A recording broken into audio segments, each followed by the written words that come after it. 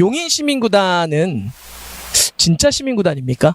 뭐 파주나 김해도 시민구단을 만들어서 이제 K리그에 참가하게 됩니다.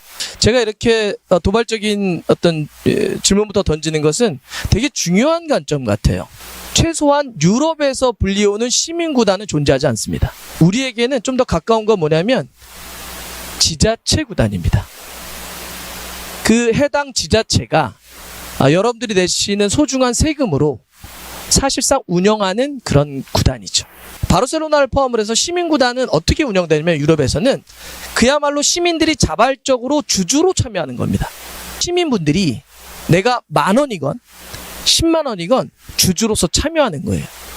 그래서 진짜 이거는 나의 팀, 우리 시민들이 자발적으로 참여한 우리의 클럽이 돼야 됩니다. 근데 시민분들이 내는 그 돈만 갖고 운영되긴 프로는 너무 크잖아요. 그래서 또 어떻게 하느냐, 지역에 있는 기업들이 컨소시엄 형태로 후원으로 들어옵니다. 여러분들 우리 K리그 시민구단들 중에 시민들이 주주로서 참여합니다, 이거 들어보신 적이 있으신가요? 사실상 없습니다. 일부 조금 존재할 수는 있겠지만 그렇게 크질 않아요. 또 지역에 있는 기업들이 적극적으로 많이 들어오거나, 물론 대구와 같은 팀들은 잘 하고 있는 사례기도 있지만 좀 사례가 좀 적긴 합니다. 그래서 이 관점을 왜 말씀드리냐면 첫 발을 떼고 있잖아요. 저도 축구 쪽에서 25년 동안 활동을 하고 있고 제 인생의 딱 절반을 축구 쪽에서 살았습니다. 그래서 저 입장으로만 얘기하면 축구팀 많아지면 좋죠. 저희도 저희 이렇게 먹거리 활동할 수 있는 데가 많아지는 거니까 저도 좋지만, 근데 무작정 규모만 늘어난다고 꼭 좋은 것일까? 규모는 늘어나되 좋은 건강한 이런 구단들이 더 많아지는 게 중요하겠죠. 부피 규모 못지않게. 그래서 이런 말씀을 드린다. 용인이 첫 발을 떼고 있기 때문에 처음부터 그런 관점을 얼마큼 잘 갖고 출발을 할 거냐, 이게 중요하기 때문에 제가 그 시민구단에 대한 이야기를 한번 해봤고요. 그 해당 지자체가 운영비 한 얼마 정도 낸다고 들으셨는지 혹시 들어보신 분 계시나요? 많이 1년 동안 많이 쓰는 팀들 같은 경우는 한 200억을 씁니다. 적게 써도 100억 조금 언더라든지 그 정도 써요. 거기서 70%를 평균적으로 쓴다고 한다면 이건 결코 적은 돈이 아니에요. 세금이 전혀 투입되지 말아야 된다 이렇게 꼭 주장하는 건 아닙니다. 현재적 시점에선 투입될 수 있습니다. 공공재 성격을 갖고 있으므로 그 지자체는 우리 시민분들이 이 팀을 그렇게 즐긴다고 하는데 세금을 투여할 수 있죠. 공공재 성격이 있으니까. 저는 이런 측면에서 세금을 투여할 수 있다고 봅니다. 하지만 지금은 너무 많은 과도한 세금이 투여되는 방식은 안 된다. 왜냐하면 그렇게는 오랫동안 지속하기가 어렵습니다. 끊임없이 예를 들어서 1년에 100억씩 세금이 투여돼야 된다? 그러면 냉정히 놓고 봤을 때 그 100억이란 돈도 적지 않지만, 만약에 이렇게 생각할 수도 있죠. 누군가는 용인의 다른 시민분들은 난 축구를 소비하지 않아. 근데 왜 내가 내는 세금이 내가 소비하지 않은 축구라고 하는 문화 콘텐츠에 100억이 꼬박꼬박 소비되지? 이렇게 누가 질문했을 경우 어떻게 하실 겁니까? 이거에 대한 고민이 필요하죠. 그러니까 즉 저는 용인에 계신 시민분들이 문화적 생활을 즐길 수 있는 콘텐츠를 제공하기 때문에 세금을 투여될 수 있지만, 플러스 스스로 돈을 벌 수 있는 독립법인으로서의 경쟁력을 스스로 계속 찾아야 된다고 생각합니다. 돈을 벌 수 있는 국리를 해야죠. 프로니까. 프로와 아마추어의 가장 큰 차이를 어떻게 생각하시나요? 프로와 아마추어의 가장 큰 차이? 실력이라고 생각하시나요? 실력이 조금 부족하면 아마, 실력이 월등하면 프로일까요? 만약에 실력으로만 프로와 아마추어를 구분한다면 우리가 올림픽에 나가서 메달 따는 종목들 있죠? 유도, 레슬링, 양궁. 프로일까요? 아마일까요? 다 아마입니다. 프로 리그가 없습니다. 양궁 프로 리그가 없어요. 근데 실력은 되게 뛰어나죠. 그러니까 즉 실력으로서 프로와 아마추어를 가르는 게 아닙니다. 프로와 아마추어를 가르는 건 뭐냐면, 프로는 기꺼이 내 돈과 시간을 써가면서 내가 그거 봐줄게. 내가 기꺼이 주말마다 그 경기장 가서 내 돈과 시간을 쓸게. 이러는 팬층, 즉 소비자들이 많아지면 그 소비자들을 바탕으로 한 프로로 전환할 수 있는 겁니다. 그 프로로서 돈을 벌 수 있는 건 그냥 선택의 문제가 아니라 필수입니다. 돈을 어떻게 벌지? 이 고민을 하지 않으면 계속해서 지속하게 뭔가 발전해서 성공하기가 쉽지 않다. 지속적으로 성공하기 쉽지 않으면 여기 축구 좋아하시는 분들이 나 주말마다 용인 보러 갈래 이런 분들도 나중에는 좀 보기가 어려울 수도 있고, 혹은 내 아들이 나중에 용인에서 뛰었으면 좋겠어 이런 분들 분명히 계실 겁니다. 또 전 지역에 있는 프랜차이즈를 스타들을 키우는 거 굉장히 중요하다고 생각을 하는데, 하지만 만약에 계속 팀이 건강하게 돈을 벌지 못하는 구조로 간다면 선수를 뽑아서 연봉을 주지 못하겠죠. 그러니까 돈을 버는 건 되게 중요합니다. 자, 그래서 저는 공공재 성격이 있기 때문에 지자체가 지원할 수 있다. 하지만 그거에 너무 의존하는 퍼센테이지는 줄여야 된다. 특히 용인처럼 첫 발을 디딘다고 한다면 목표를 세워놓고 지자체가 지원하는 거는 이만큼 현실적으로. 하지만 우리가 용인이 벌 수 있는 건 이런 식으로 해서 돈을 벌겠다라고 하는 목표를 세워야 된다. 전 그리고 장기적으로는 세금이 직접적으로 투여되는 방식은 지양해야 된다고 생각합니다. 세금이 직접적으로 투여돼서는 안 된다고 생각해요. 지자체가 세금을 감면하는 형태로 간접적으로 지원할 수 있죠. 경기장이나 시설을 좀 싸게 임대해주는 방식으로 그렇게 지원을 해야지, 직접적으로 세금 100억 가져가 이런 건 줄여야 된다, 장기적으로. 근데 당장은 줄이긴 어려워요. 왜냐하면 그렇게 해서는 걸음마를 할 수 없기 때문에 지금은 인큐베이팅을 하는 거기 때문에 어느 정도 성장할 때까지는 지원할 수 있다. 하지만 나중에는 세금의 확률을, 세금을 직접적으로 지원하는 건 좀 줄여야 된다. 지역의 프로팀은 굉장히 큰 역할을 한다고 생각해요. 원론적으로.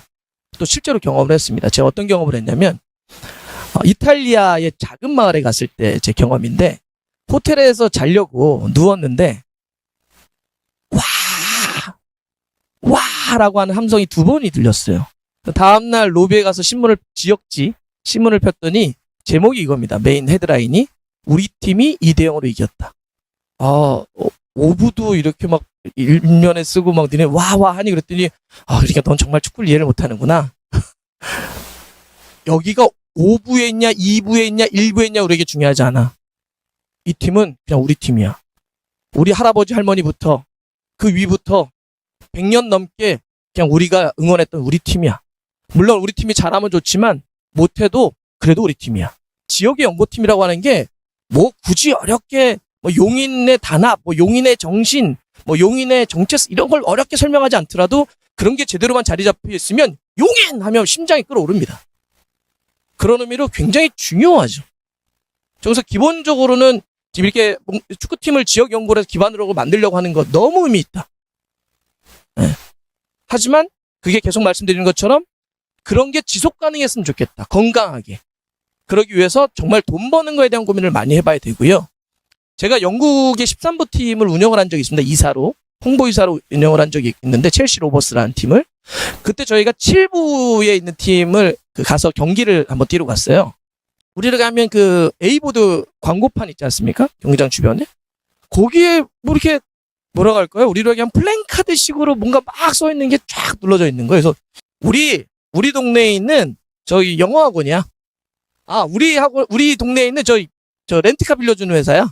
우리 동네에 있는 뭐 저희 삼천리 자전거야. 뭐 이런 식으로 이제 그 지역에 있는 기업들이 실질적으로 들어옵니다. 근데 실제로 거기를 운영을 하더라고요. 충분히 가능을 해요. 문제는 아까 제가 얘기했죠. 세금을 지원받는 걸 당연시하면서 문제가 생기는 거예요. 다른 시민구단들의 어떤 사례가 있냐면 가끔씩은 스폰을 일부러 좀 적게 따오거나 안 따오려고 하는 경우들이 있습니다. 왜 그러는 현상이 빚어지냐면 좀 충격적일 수도 있는데 그 따오잖아요. 그러면 지자체에서 세금을 줄입니다. 지원해 주는 걸. 내가 원래 니네 70억씩 줬는데 30억 계약했다며. 그럼 우리가 40억만 주면 되네. 그럼 30억 치워가지고 원래 70억으로 운영을 해. 그러니까 밑에 있는 현장에 있는 사람들은 야 굳이 우리가 어렵게 따야 돼. 그냥 가만히 있어도 세금을 주는데. 이런 일종의 모럴 레저들이 일어납니다. 그래서 제가 계속 말씀드리는 거예요. 세금의 형태를 간접적으로 지원 형태로 바꾸고 중장기적으로는 받지 않을 생각을 해야 돼요. 저 스스로 살려고 하는 방식들을 계속 찾아야 됩니다. 전 충분히 가능해요. 축구팀은 뭘 파할까요? 용인FC는 용인 시민분들에게 뭘 판매할 수 있을까요? 티켓? 뭐 유니폼 뭐 마킹한 거 그건 일부죠. 용인의 우리는 미래와 정체성을 이 축구팀에 걸고 있습니다. 그리고 여기에는 수십 명의 아이들이 자기의 미래와 인생을 걸고 제2의 손흥민을 꿈꾸고 있습니다. 이 아이들의 그런 꿈에, 손흥민이 되겠다는 꿈에 투자해 주시죠. 이렇게 하는 거죠. 그래서 뭔가 팔려고 들면 제가 드리고 싶은 얘기는 굉장히 많은 걸 팔 수 있어요. 그러니까 경기장 이름부터 팔 수 있죠. 경기장 이름 파는 게 이상한 게 아닙니다. 여러분들이 지금 아시는 웬만한 유럽의 팀들은 다 하고 있어요. 팔 수 있는 거 다 팝니다. 여기다가 예를 들어서 아까도 얘기했지만 예를 들면 삼성 스타디움 이러면 이상합니까? 이상하지 않잖아요. LG 스타디움 이상하지 않잖아요. 팔 수 있습니다. 그래서 그거는 근데 출발이 뭐느냐? 그래, 우리 자생해보자. 그래서 우리 돈 벌어서 우리 용인 시민분들에게 가장 쾌적한 환경을 드리고 우리 아이들에게 정말 제2의 손흥민 될 수 있다라고 하는 인프라를 제공해보자. 라는 생각이 있다고는 충분히 할 수가 있습니다. 아까 100만이 넘죠, 용인이. 굉장히 큰 도시입니다. 그리고 그 용인에는 제가 알기로는 이렇게 돈들이 많이 도는 걸로 알고 있는데 비슷한 규모의 도시가 하나 있어요. 고양. 네, 고양이 100만이 넘습니다. 고양은 축구팀 창단을 안 하고 있어요, 지금. 왜 안 할까? 고양이 돈이 없어서가 아닙니다. 고양 돈 많아요. 네. 근데 고양을 만들지 않습니다. 왜냐하면 지역에 기업의 숫자가 적어요. 고양은 전형적인 배드타운입니다. 온전히 지자체 세금을 투여되는 방식으로 가야 돼요, 고양은. 아까 얘기했죠? 시민분들의 자발적인 참여 플러스 지역의 기업들이 컨소시엄 형태로 들어와야 되겠죠. 그리고 일부 대기업의 스폰을 받을 수는 있겠지만, 근데 고양에는 기업이 없기 때문에 만들지 않는 겁니다. 그럼 용인은 어떻게 해야 될까요? 훌륭한 기업들, 훌륭한 지역에 있는 데와 계속 어떻게 할지를 계속 고민해야 되겠죠. 자, 큰 틀로 얘기하면 만든 건 좋습니다. 용인에 깃발 만들어 놓고 막 하면 그것도 약간 뽀다구도 나고 막 신납니다. 예. 근데 그거를 저는 그 재미를 오랫동안 지속시키기 위해선 꼭 그런 고민을 많이 하셨으면 좋겠다. 스포츠를 정치의 도구화 시켜서는 안 됩니다. 이게 사실 시민구단들의 가장 큰 문제예요, 지금. 누가 시장이 되냐. 구단의 어떤 축이 확확 바뀝니다. 네 사람을 넣죠. 그럼 보세요. 4년 주기로 많이 바뀐다고 생각해봐요. 그러면 구단의 경영의 연속성이 어떻게 보장됩니까? 그리고 전문가가 옵니까? 전문가가 오는 게 아니잖아요. 구단 운영이나 이게 스포츠라고 하는 축구단이라고 하는 운영이 되게 특수하기도 하고요. 그다음에 되게 전문적인 영역인데 누군가가 그냥 와서 한번 해보세요라고 한다면 그러니까 이게 덜컹덜컹 거리는 거예요. 지금 보면 연속성도 없고 아까 얘기했던 그런 내가 왜 돈을 벌어야 돼? 난 그냥 위에서 자리 준 건데 난 여기 4년 동안 있으면 되지. 그래서 정치에 도구하지 않았으면 좋겠다. 그래서 제2차 세계대전 이후에 영국에서 어떤 게 만들어졌냐면 그때도 유럽 사회도 스포츠를 정치, 예술을 정치에 도구화했던 게 굉장히 많았습니다. 그래서 이미 제2차 세계대전 끝나고 영국에서는 문화예술을 정치 도구화하는 것을 막기 위한 정책과 원칙이 만들어집니다. 그게 뭐냐? 팔길이 원칙입니다. 지원은 하되 간섭은 하지 않는다. 왜 지원을 해야 되죠? 아까 말씀드렸죠. 용인의 시민분들이 즐길 수 있는 문화 콘텐츠, 우리의 정체성을 확보할 수 있는 거기 때문에 지원할 수 있어요. 하지만 그렇다고 해서 내가 거기 인사권, 재정, 모든 것들을 다 간섭해서 휘두르겠다? 이러면 문제가 생기죠. 그러면 뚝뚝뚝 끊어져서 나중에 구단들이 제대로 운영하지 못합니다. 그러니 이거는 정치의 영역에서 한번 고민해 보셔야 되는데 여야 할 것 없이 야, 우리가 팔길이 원칙을 어떻게 서로가 합의할 것이냐, 서로가 그 원칙을 어떻게 지킬 것이냐, 지원은 하되 간섭은 하지 않는다 라고 하는 원칙을 좀 분명히 해주셨으면 좋겠다. 그리고 이 축구팀의 영역도 매우 전문적이라는 영역을 좀 인정해 주시고 전문가를 좀 모셔오기 위한 고민들을 좀 많이 해주시면 좋겠다.